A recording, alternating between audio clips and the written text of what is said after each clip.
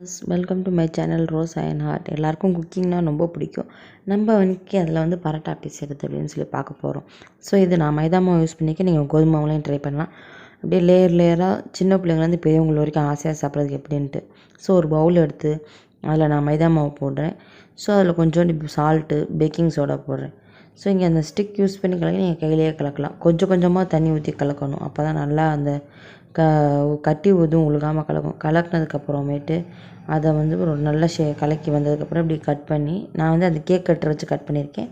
நீங்கள் நைஃப்லேயே கட் பண்ணி பவுல் போட்டு இப்படி நீட்டமாக தேய்ச்சி எண்ணெய் தேய்ச்சி அந்த கேக் பேப்பர் இருக்கிறனால நான் அதில் க்ளோஸ் பண்ணி வச்சுருக்கேன். நீங்கள் வந்து ஒரு ஈரத்துணியோ ஏதாவது ஒரு கிளாத் போட்டு மூடி வச்சுட்டு ஒரு அரை மணி நேரம் கழித்து அதை எடுத்து நான் மறுபடியும் இப்படி தேய்ச்சி சின்னதாக அந்த நைஃப் இதை வச்சு நான் கட் பண்ணிக்கோங்க. நான் அந்த கட்டரை வச்சு கட் பண்ணி நீங்கள் நைஃப் வச்சு கட் பண்ணிங்க.